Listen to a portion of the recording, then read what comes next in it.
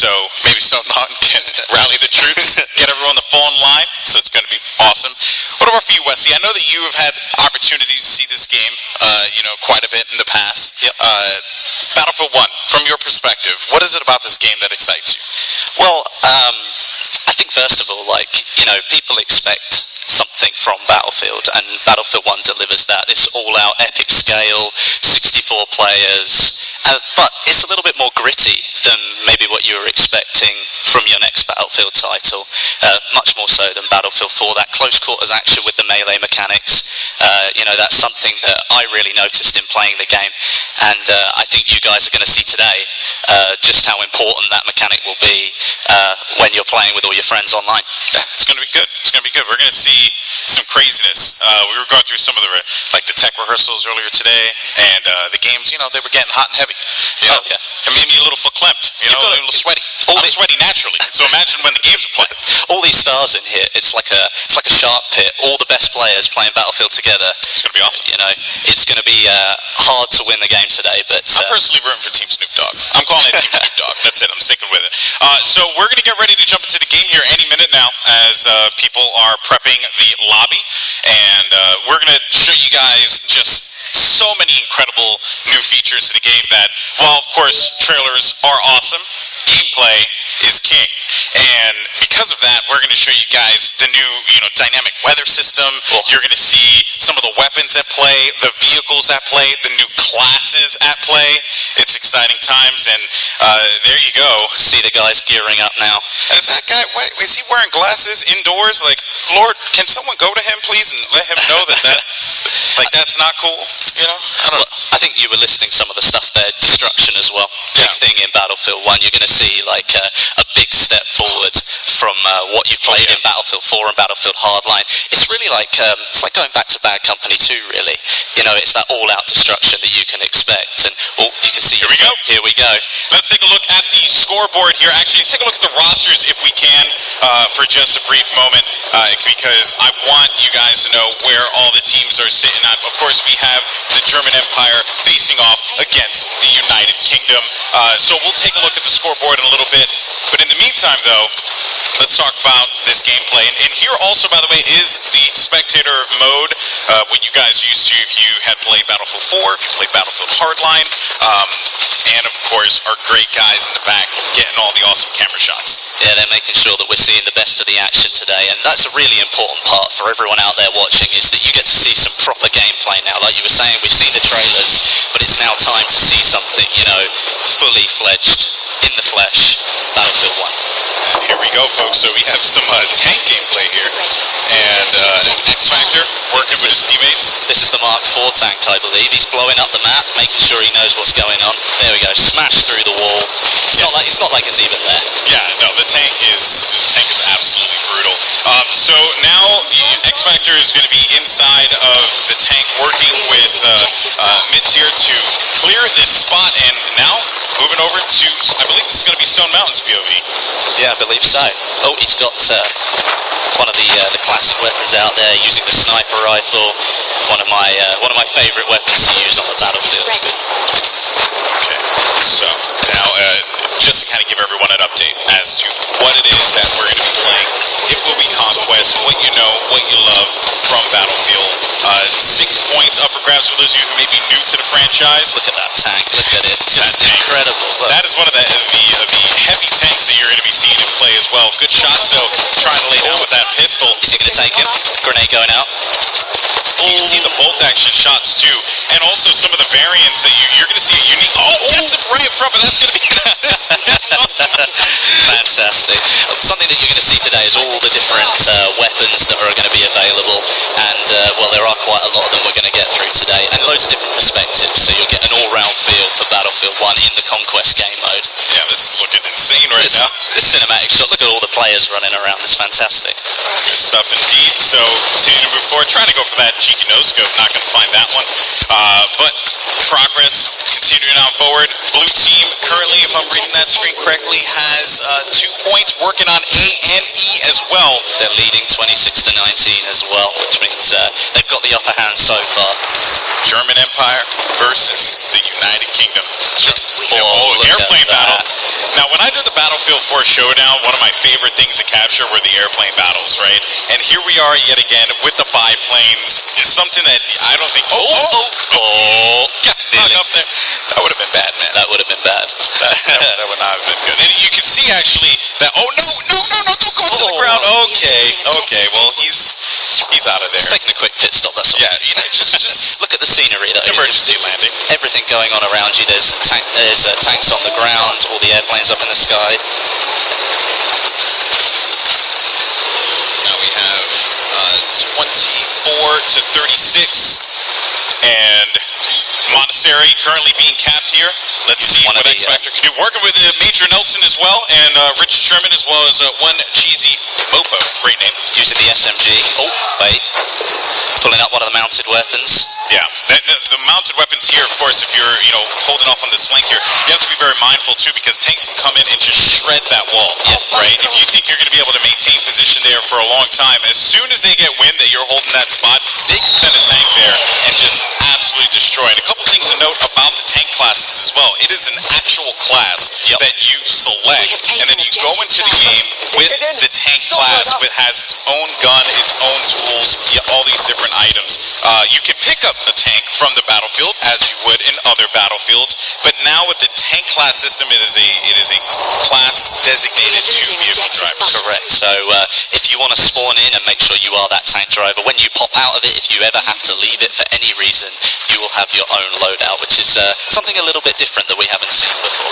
Keep in mind too, the red team has the lead here, and they have managed to get out of this one. Look at Jamie Foxx. He's really getting into it, isn't he? Yeah, he's going in. He's singing to the camera. Honestly, I'm sweating right now. It's the emotion. It's the emotion. Look at it. You saw his eyes. You saw the love in his eyes. The love and the pain. Oh, man, goodness.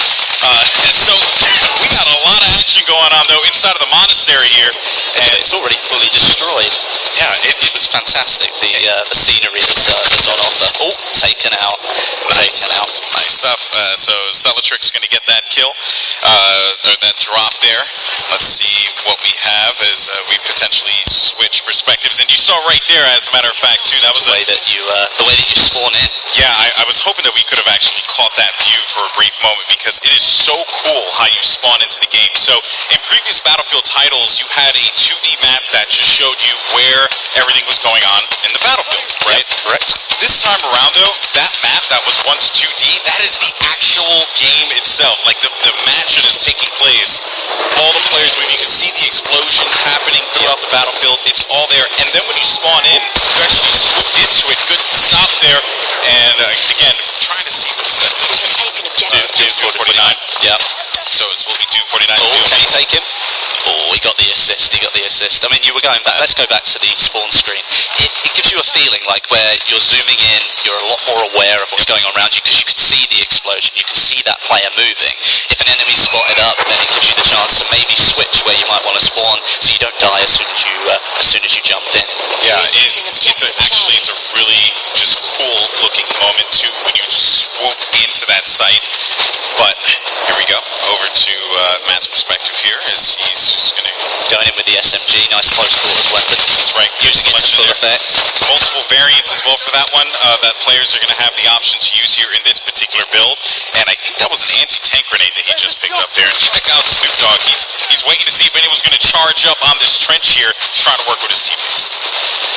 Well, you can see the concentration. Look at all these players. They're all just looking out. Oh, right, well, I've got to really concentrate here. I've got to make sure that I'm in. That you can see Stone Mountain there just behind.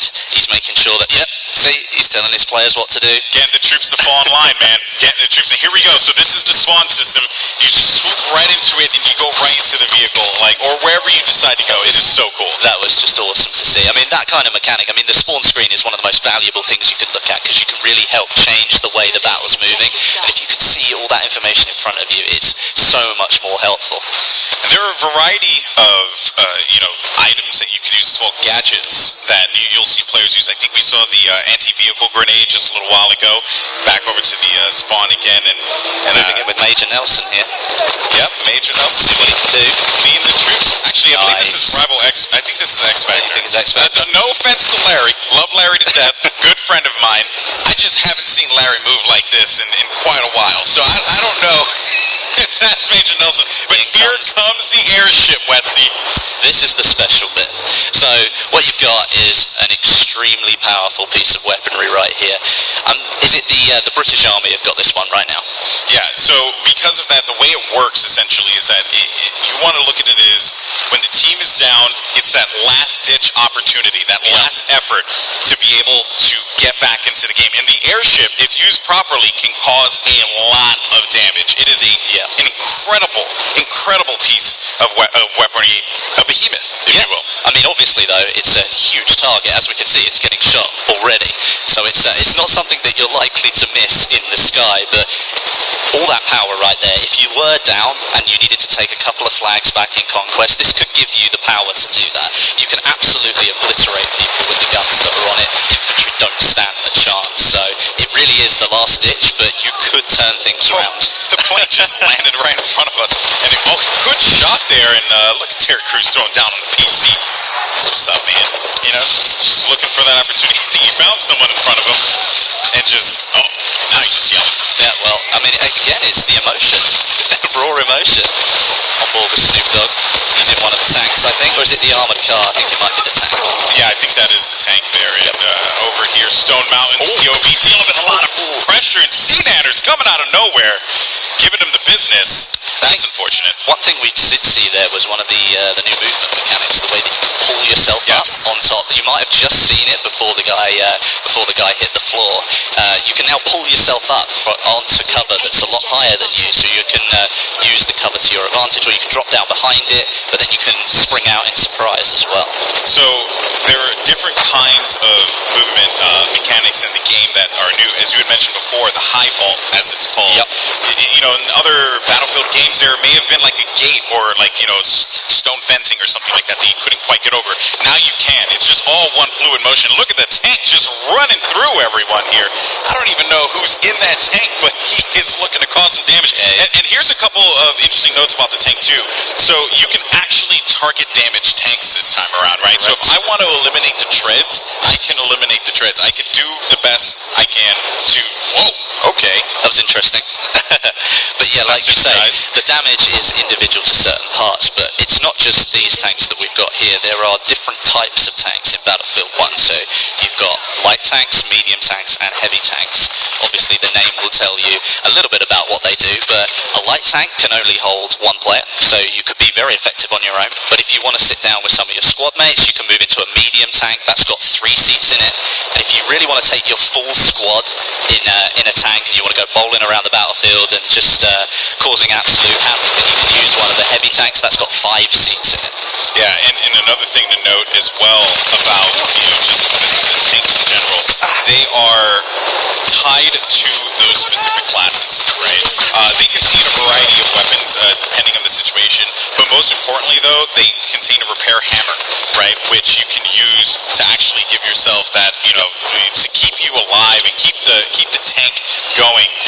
Also another thing to note too, and I do want to talk about this, you can actually self-repair your tank. Yes, you can. So you can stay in the tank, but there's a trade-off, right? Like all things, there's a trade-off. You actually cannot get out of the tank. You can't move, you can't fire, you can't do anything. You're kind of a sitting duck. So while you can't repair, you can't do a lot of things. And by the way, he's parachuting out. Oh, this is it. This is what we were waiting for. Just raining destruction on his opponent here. Finds one in front of him. He's just gonna land on this building. Here we go. Oh boy, nice, good stuff there. Takes him down. No, but that's one thing about the airship. If you do spawn in, you happen to be in the weapons, you want to get back into the action, maybe you want to get a little bit closer to the enemy, you think you can do some damage, or you can just jump out, parachute down, and get straight back into the battle. And another thing, you see that bayonet there, right? The bayonet, if you're sprinting and then you hit the specific button, you can actually go a little bit faster. Not only is it a good escape mechanic, potentially, if you're in a bit of a sticky situation, but if you just just charge right into someone. You're going to take them out. Here we go, folks. The airship has been destroyed, and it is going to drop another incredible factoid about this airship, guys. It doesn't matter where it, like, there's no, like, pre-programmed, like, this is where this is going to fall. No, it falls anywhere. All those buildings down there are going to be destroyed. Just watch this. Oh, it's my incredible. goodness. This is crazy. No, why would you go That is insane. Not just that, but once it's hit the ground, its carcass stays there as well. So you have to battle it out, moving through all of this like metal that's just crashed into the ground. It's a ruin at that point. Obviously, we saw a little bit of first person, a little bit of third person. And the first time I saw that when I got to play this game, everybody just stood still and watched it. It was absolutely incredible to watch. Awesome stuff. And there you can see the remnants of what was there past the airship. It looks fantastic, doesn't it? And it also just creates a whole new, gameplay element too, right? Because now you got to bob and weave through this metal. Yeah, I mean, like, you could have like taken cover behind some of those buildings. That's not gonna be the case anymore. Plus, let's say that it does land on all those buildings. You've got that close quarters environment. Well, now you get to see players that are a little bit further away, so it changes up the game a little bit. Here we go, X Factor Gaming. Nice view of the town here, actually. This is a nice shot. So you can see all of these buildings here, I believe, can be destroyed. And there's Captain Sparkles in the tank there, getting a little reckless, finds one in front of him there. That's going to be a good pickup, looking for a second kill as well. He's going to get the second pick. Good job indeed from X Factor Gaming. Every time we've gone on a perspective with him, he's been a beast, just doing the dirty work, man. I expect nothing less from X Factor.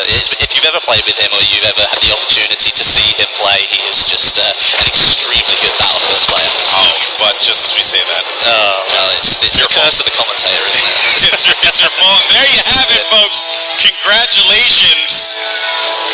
That it was awesome.